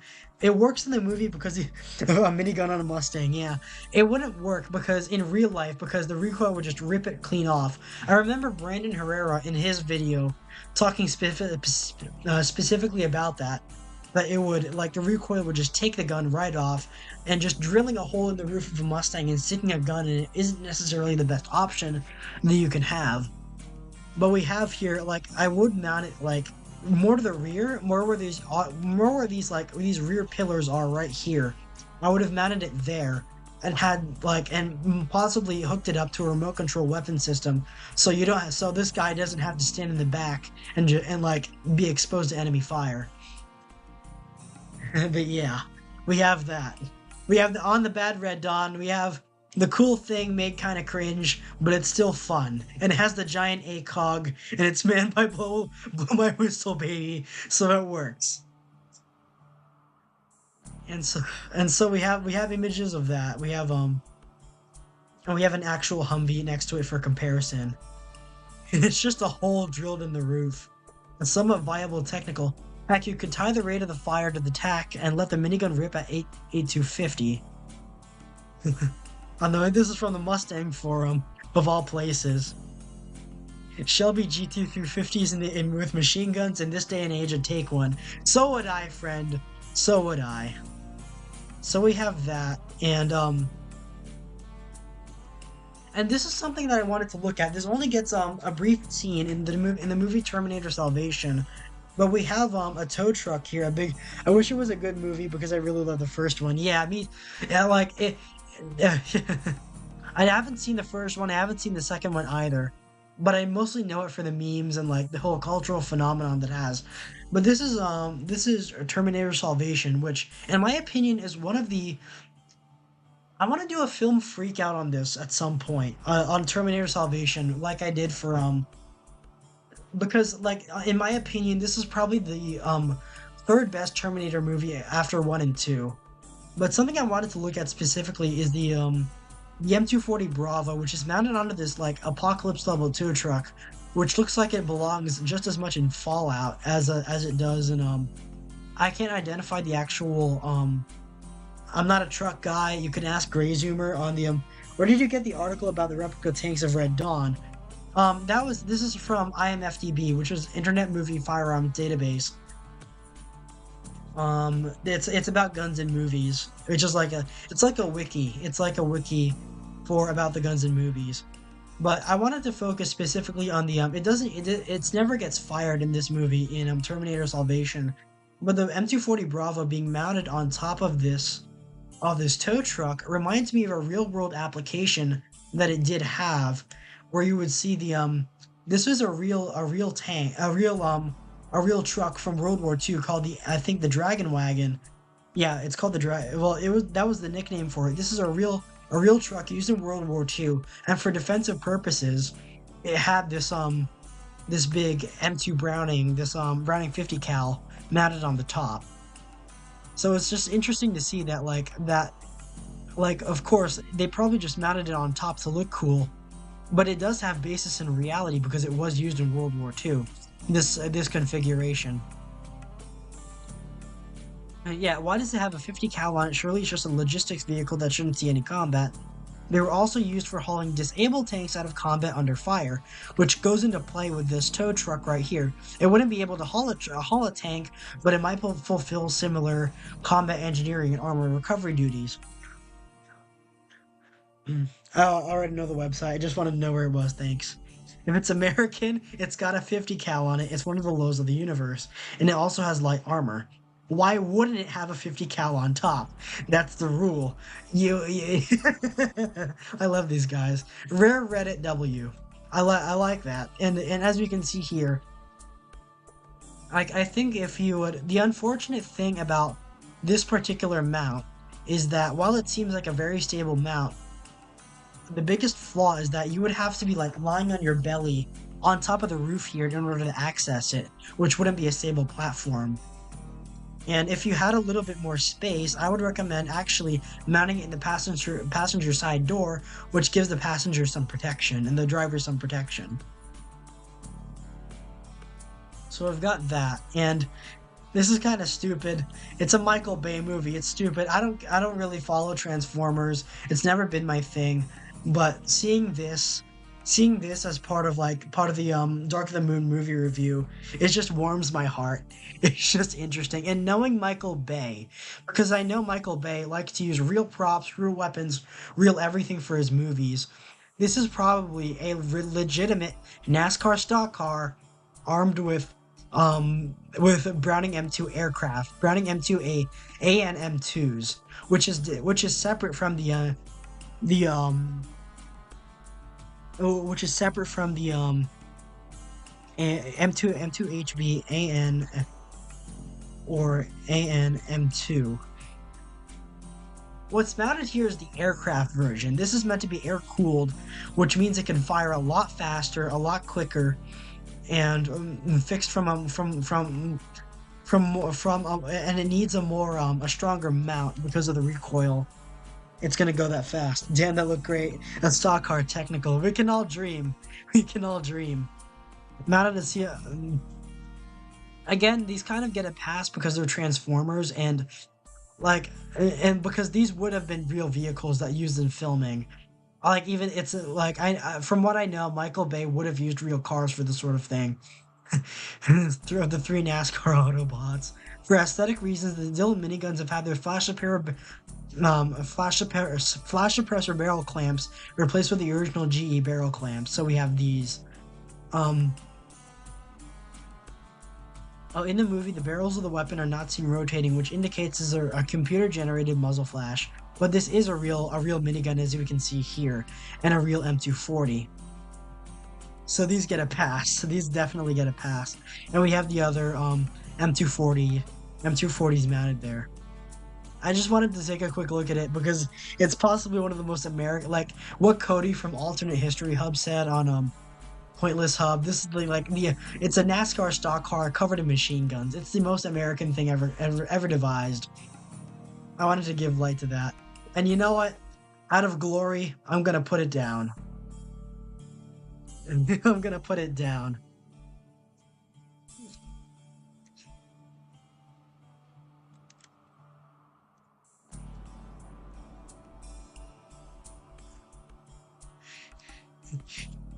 It's fun for it because it'd be funny. And another, which is a relatively this is more focused on the gun than the actual technical. This is probably one of the most iconic uses of an actual technical in a movie, which is the 2008 Rambo, which is probably like the last good Rambo. For the ending scene, they mounted the Browning M2 aircraft, which we discussed in it previously, that this would have been which we discussed previously that this would have been relative, like this would have been a typical very light technical armament capability, just mounting on the back of a Jeep with a pintle mount instead of one being directly mounted on the back of a cab. It depends on what model though. Yeah. When it comes to the stock car. But yeah, as we can see here, we have the gun shield. We have the there's not enough space. Like for movie purposes, it's mounted back so Rambo can shoot out the drivers. But normally this would be positioned here for better stability and for, like, I guess. But in fairness to the movie, this mounting system would allow like 360-degree traverse. You'd be able to fire at the back. You'd be able to run up and fire at the front. You could fire at all sides. It's a 360-degree on that pintle mount, and we have that gun shield here, which does come in. Which, from my watching of this scene, it did come in handy. It has protected Rambo from returning fire. This gun shield, which is necessary for the most part on most of them. Now the belt. And we see another mounting system. Good shot of the side M250 cal, and I know, and it has a long heat shield for several reasons, not the least being the bursts were much longer, the barrels grew red hot, and we have someone downstairs, but I'm gonna continue. I'm gonna continue anyway. I want to continue. So I'm gonna tone down my voice a little bit. It is not the standard air-cooled Browning M2HP that is usually seen on vehicles. The M3 has a 1,200 firing rate. This gun is not firing as fast as the MAC-10. It must be the M2. And it has that muzzle brake, as we can see here, which is, I think custom on a Barrett. But there's another Sylvester Stallone movie that I wanted to take a look at here, and this will be like our semi-finale for rounding out the technicals. Is in the Expendables 2, we have this Land Rover Defender 1110, which were used by the protagonists for a big action scene at the front. And as we can see here, it's a Land Rover front. And these are additional shots from that movie. Hold on, that was not loading. Oh man, they're not loading. Oh, this one's loaded. We can see the M2 here. We can see the snorkel there. And we can see clearly that these are Land Rovers being used in this scene. But the irony of like this big Hollywood action scene, big Hollywood directors decided like, oh, we need like Stallone, we need a big durable vehicle for this sort of thing. So we get this. This is the and the irony of Expendables 2 using these Land Rovers is that the original this has a basis in real life, which I feel like I should have covered more in earlier streams as the Pink Panther. This is the British SAS used these. And it's the irony of the Land Rover Defender, how Hollywood inadvertently or advertently takes from real life. And these were used by the Long Range Desert Patrol Group, which I should have covered in an earlier stream because they're such an interesting topic. Unfortunately, since it's Britain, they had to replace the machine guns with a fake. And but it's just so interesting that the Land Rover, because these one of the possibly one of the OG technicals that we can see here. Pink Panther or Pinky for short. These were replaced by a Defender 1110 variant, which are ironically the same vehicles used here. The Land Rover Defender 1110. 110. 110 I mean, not 1110. So it circles, and this is probably one of the more popular vehicles, and possibly like the best thing to come out of the UK in a long time is that Land Rover, is that Pink Panther Land Rover. But as for the sake of honoring these Land Rovers, I wanted to take a look at the Long Range Desert Group for the end, because these are very interesting, and I wanted to look at the original. The original patrol unit consisted of 2 officers and 20 other ranks, equipped with a Canadian military platform, a Ford 15-ton truck, and 10 Chevrolet 30-ton trucks. And so we have each patrol incorporated a medical orderly, a navigator, a radio operator, and a vehicle mechanic, each of whom manned a truck capable for their role, equipped for their role. So this is a shot. This is an interesting shot. We have all these SAS guys in pith helmets. This is a 303 British variant of the M1919 grounding, and then we have a Lewis gun in the back. These two are armed with Vickers guns, which is a variant of the Maxim. And while these aren't Land Rovers, they would be eventually converted into, for what they're worth, into Land Rovers. A Chevrolet WB with a Bofors 37mm. Oh, we have a Bofors 37mm. I have to be a little bit quiet because people are downstairs.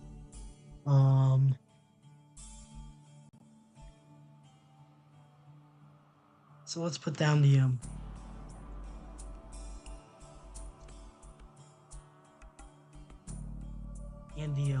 Lewis gun, which is going to be our first 3 Maxim guns.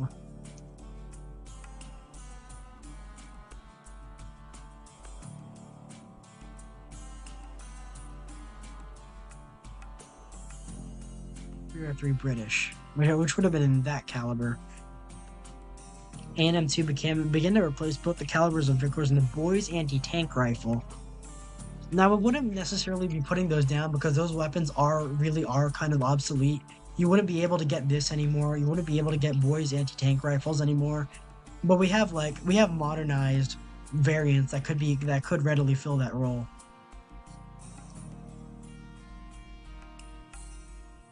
And these were the kings of the desert during World War II. The Long Range Desert Patrol. Sea of Sand, Killing Rommel, and Played Dirty. SAS Road Heroes. The Vickers K armed with a Jeep, and so we have all of that as a little tie-in for as a full circle for what I was looking for. And we have 2 more. We have 2 more that I wanted to show. Well, 3 more technically.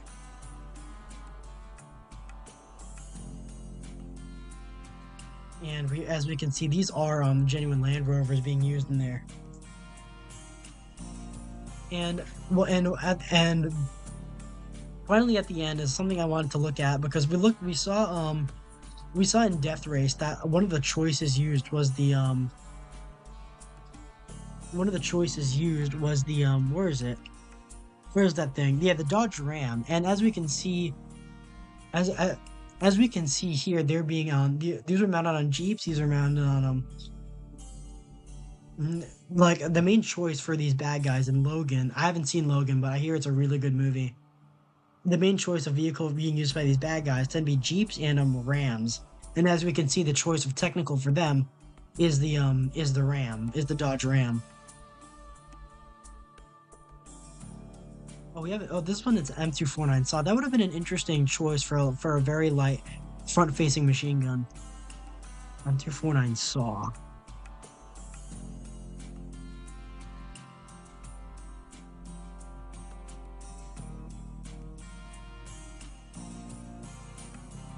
We have that. And as we can see here is the is one of these shown up here is apparently a Jeep Cherokee in 1990s, which is ironic because I hear a lot of Jeeps a lot of Jeep civilian models. I haven't heard good things about them. But it's interesting that like they were able to get all this onto there, they were able to get the gun onto there and use it for that scene, which seems to be a really good scene that I missed. Amazing 1990 Jeep Cherokee was being used in the 2017 American superhero film Logan, which so we'll put that down. In honor of that, we'll put that down. Jeep Wrangler and I think it was Grantham that also said that a lot of that, like a good tactical vehicle to have in absence of a Toyota, would be a Jeep Cherokee. And one last thing, and possibly one of the more outlandish movies of this one, even Transformers, is this scene from Fast and Furious 5, which is the oh, what about the GLA from Command and Conquer? Unfortunately, I'm not really familiar with Command and Conquer, and I was told to use their soundtrack, but I decided on something else instead. I know they're like a terrorist group in that game series, and I know they use technicals in that game series, but it's but I'm sorry, I'm not familiar with them. What is interesting here is in here I think they're I think they were using hold on.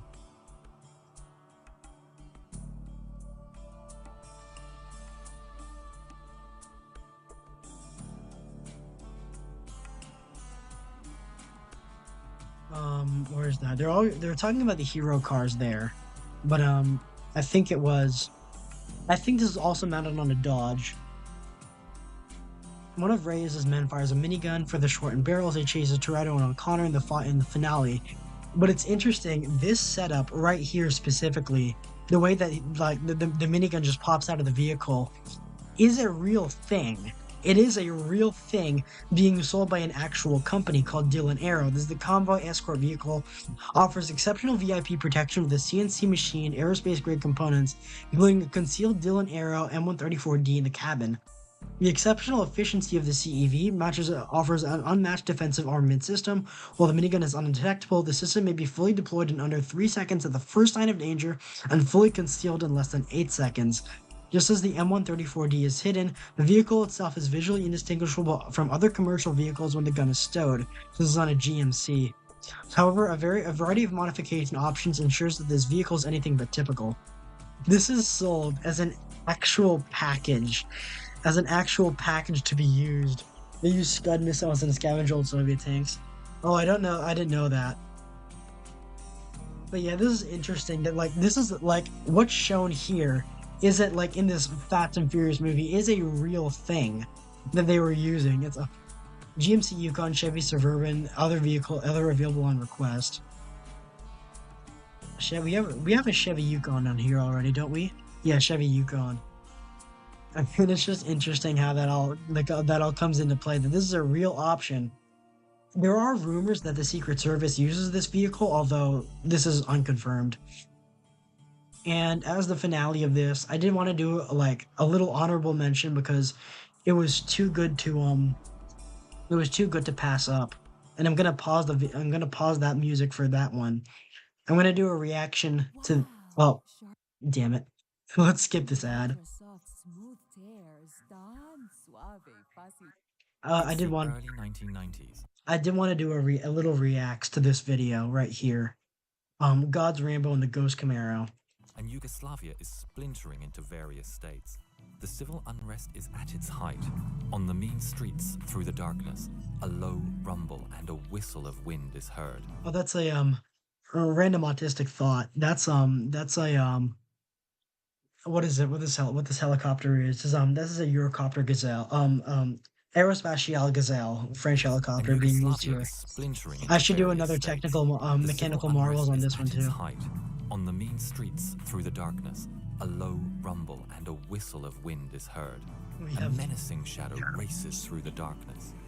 In the distance, soldiers check their radar and thermal imaging cameras to see what is approaching. It's drifting. To their surprise, nothing shows up. The soldiers nervously cross themselves as they check their radar once more. Now they can hear a whoosh of a night beast rushing towards them.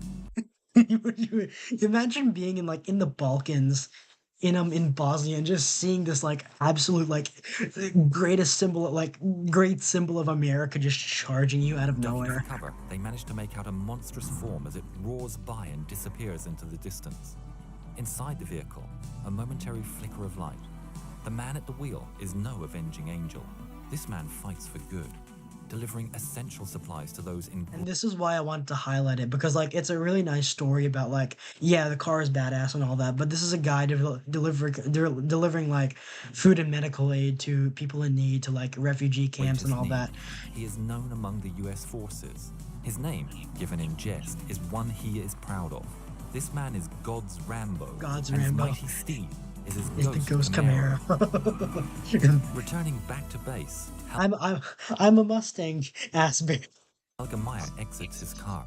I'm a Mustang guy, but I'm gonna put serious respect on this one. And was previously part of the Danish Jägerkorps Special Forces. Danish He Special also Forces. learned guerrilla warfare training with the US Green Berets, without which Helga concedes he would not be alive today. Despite his excellent military training, he was a strongly religious man. He felt a calling to help relieve the suffering of the victims of the Yugoslavian civil war, in particular Yeah, it's like the children of those most affected. He tried unsuccessfully to get help to deliver supplies from the European forces. Yeah, so this is during the Bosnian conflict, as far as I can the remember. US Army commander in Rhine-Main Air Let me just in his Camaro, just doing all Base this. in Germany. In and told theory, him in he had theory. an idea to deliver aid to those in need. The former Yugoslavia was a lawless place at the time, and aid trucks Yeah, it really is a rarely got sad through story. the It perilous feels like a journey relatively. to get to the starving population. The roads and streets were strewn with rubble, frequently mined, and the civil war meant that there were many forces that wanted to stop. So yeah, aid there was a getting big through, IED threat at the including time. bandits who would want to get the supplies for themselves. And yeah, I'm trying to Helga, in contribute what I particular, can to this wanted video help because the most it is really a vulnerable, good the video children that I and the remember elderly. seeing this. Desperate to do something to help, the US commander agreed to help. It's Kit. I have not seen Knight Rider because I'm much too young for it, but I understand why it's With a iconic. daring plan. Helga purchased a He just shows up at a U.S. Air Force base and says, "I want a Camaro and I want it painted black," and he gets car it. from a US serviceman, a 1979 Camaro, and he and a small is team beautiful. got to work. A group of young And you men know what? I'm gonna put it's Mr. T from the A Team. I'm gonna put that down, and that's why I'm gonna put down.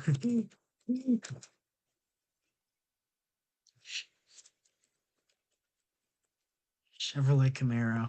in a US Army base working on a Camaro was the recipe for a rather special custom job. The Camaro was totally stripped down.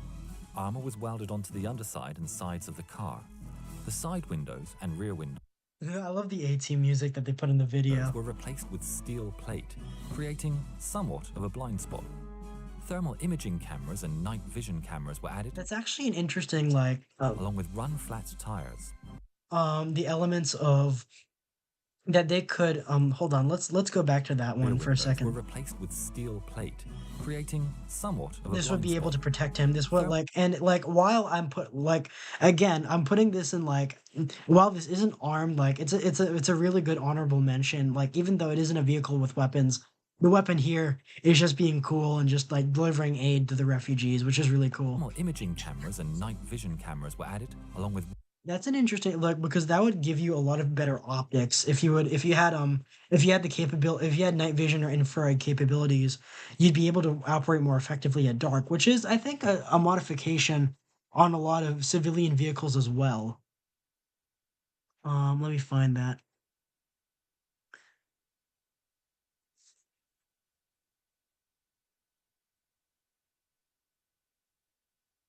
Thermal imaging cameras, which are that sort of thing. run-flat tires. Ground-to-air radio was installed so that he could constantly be in contact with air support.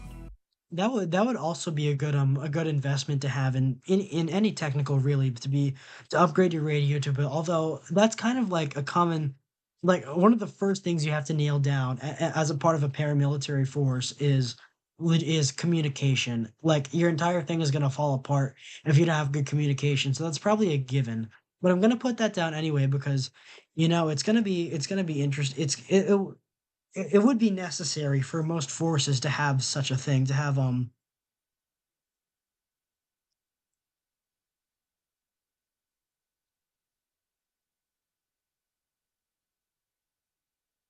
electronic communication devices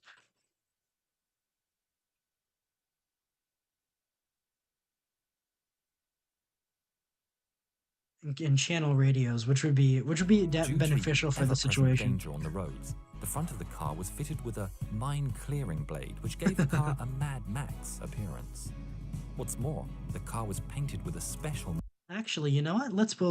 That would be interesting for a lot of in urban environments where IEDs and mines would be a threat. Mine clearing blades would be probably a good idea. Welded steel plating front plate with mine clearing blade. That's a black good. paint. This gave the car a stealth power-up, rendering it very hard to spot on radar or thermal imaging. I mean, I'm not sure of the efficacy of that because from what I remember, black is the most light radiating color. And it's the most light absorbent color, but at the same time it's also the hottest color that you can find. It attracts the most heat. So there's like you win some, you lose some, and I think I would rather like I would put I would on my bro, can I have access to that document if I want to use it for my GI Joe Cobra TPRPG game? I mean, I'll hit you up with it. If you contact me on a Discord, I'll do that. I'll send you the document so you can look at that. And I really did like putting it together, and I'm glad to see it being put to use. It was totally black, with the exception of a bright yellow rubber duck mounted in the grille. That's Of nice. course, You know what? Out of respect for this, I'm gonna put it on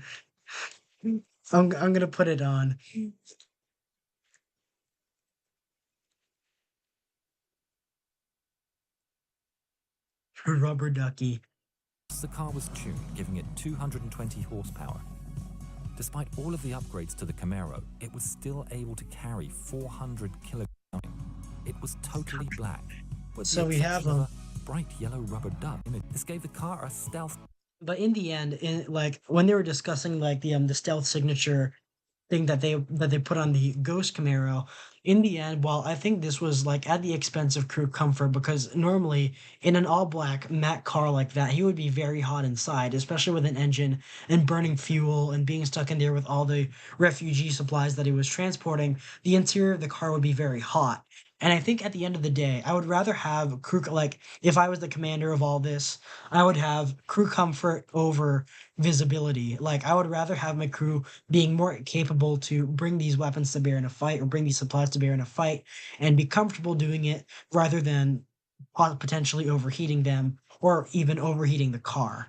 And that's why on a lot of these, I wouldn't recommend black paint. And in general, I don't really like black paint is cool in a lot of cars, but for practical purposes, I wouldn't necessarily advocate for their use simply because the car will get hot if it has black paint because it's tactile rubber ducky, yeah. But if your car has black Power paint, up. yeah, just like random fact, it will attract heat. It absorbs the most heat. That's what black as a color does. It's both the most reflective, the most radiative. No, I think the most radiative is white, which is why white cars, I think, in general, are a bit cooler than black cars inside, like in terms of temperature. Up, rendering it very hard to spot on radar or thermal imaging. It was totally black, with the exception of a bright yellow rubber duck Rubber mounted duck. in the grille. Of course, the car was tuned, giving it 220 horsepower. Despite all of the upgrades to the Camaro, it was There's still a able to mixtape. carry 400 kilograms of supplies. In addition, the US soldiers raised $12,000 to help. Meyer used That's it it. to That's buy really medical nice. supplies, food, and clothes. He then loaded it into his Camaro and set out That's a big into the trunk. Balkans. I guess he took spoke out to the Halbert yeah, he and took said out the he could passenger not have door. done his job helping kids and old people without the help of the US Army and the US Air Force from Rhine Main Air Base. They were the only ones who wanted to help. US Air Hold on, is Force this the from A-Team Ryan guys? Main Yeah. Air Base. They They included were the Mr. only T. ones who wanted to help. The relief missions were perilous. Traveling mainly at night on back roads, Meyer had to dodge bandits and small I'm arms. sorry, that's bad. That's really Car cruel. chases were an occupational hazard on these delivery runs, with Helga playing cat and mouse with the bad guys. On many occasions, he was nearly caught, but the Ghost Camaro had one more trick in its arsenal: nitrous oxide in. Oh, of course. He has the power of family. This is what it is. He has canned family in his car. He has the power of blue family. Injection. In a chase with a flick of a switch, Meyer could. Of course, that wouldn't actually happen. That's not how nitrous oxide works. It just improves the performance in the engine of the car, but it's nice to think about. Double the power output of the car to 440 horsepower. With his knowledge of the streets, air support, and timing his nitrous power shots, Helga That's had a all lot the of tools chasing he him. needed in his arsenal. He would drive to his destination in badass battle dress and then get changed into civilian clothes so that he would not scare the children when handing them out toys and medicine. That's Lieutenant nice. Colonel Blaine W. Hyten of the US Air Force said of Helga, "You are truly one of a kind, extending to the children of Bosnia a hope for a better tomorrow. I'm You sorry. are That's the cool. best That's, of the that's cool as best." hell. Despite the perilous conditions, Meyer always went unarmed.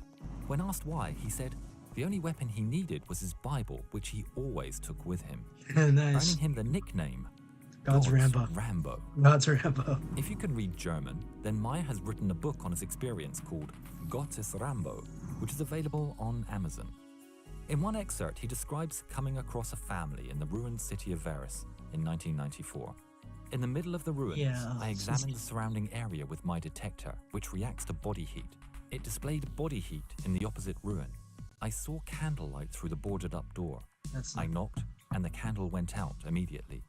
After knocking again and saying, "Mr. Meyer, U.S. Army," an old man opened the door and asked me inside. A young woman was present with her newborn baby.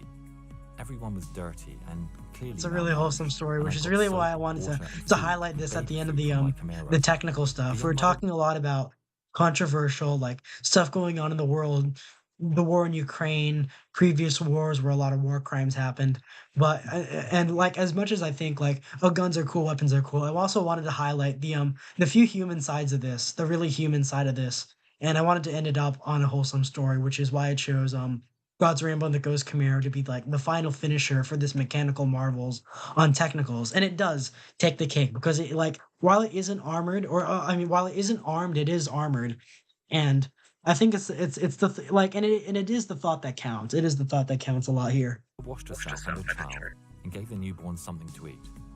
We sat around the candle silent for a while, the old man carefully reading his Quran and I in my Bible, which is my constant companion. Then I pulled back into my car and was about to slip into my sleeping bag when someone knocked on my window. It was the young woman who put her baby on my bare chest. I will never forget this moving moment in my life. Meyer conducted over 100 supply runs on what was dubbed That's the real guy. Bosnia That's cool. Express, doubtless bringing relief and hope to many lives. He now lives in Germany. He still has the Camaro. Oh, It's been wow. painted bright orange, and it has over 100,000 miles on the clock. In a 2018 That is a very well traveled Camaro. interview with the Danish newspaper Ringkøbing Dagbladet, he said that he doesn't want to be thought of as a hero, but someone who wanted to help children. He said, "I want to tell you that it is useful to do something, even if you are alone and the circumstances are fatal. And you don't have to drive into a war zone in a Camaro filled with medicine and toys for children. I could do that because I had the military training and my special connections. It's about helping out on a daily basis and down to the smallest thing. We can all do something to help others." We would also like to thank Helga Meyer for helping us with the details on this script. Any errors are entirely our own. Yeah, that's really nice. The whole story about this, the real transporter, Helgmeyer and his Ghost Camaro. To any Hollywood Helgmeyer and all that. Oh, this was the guy. This is the guy. This is the car. That looks so cool.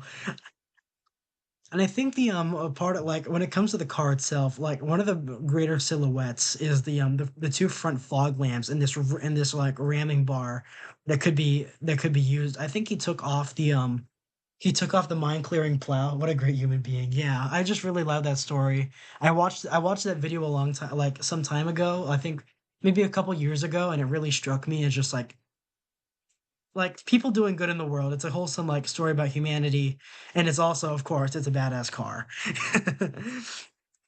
And so we have this was what it was in Bosnia, in Yugoslavia. This is how it was equipped over there. And I think he added the fog lights and the crash bar in the front because he had to get rid of the mine clearing plow because the I guess German law wouldn't allow him to take care of that. And that there it is next to a I think that's a T-64 tank, I think in the back. Playing a cat and V8 mouse with Paramount V8. The V8 works. The pictures you see here are from his book God's Rambo. It is only available in Danish and German. This really should be a movie. No CGI required. Just an honest portrayal of Meyer's ballsy solo effort to help those left to fend for themselves when civilization turns on itself. Badass of the week, yeah. I wanted to finish up with that, but everyone thank you everyone for coming into the stream. I really appreciate it. O2 love, and I'll be oh oh that's the real soundtrack. And let's add in this last this last one. Reinforced transmission. V10s. Nos.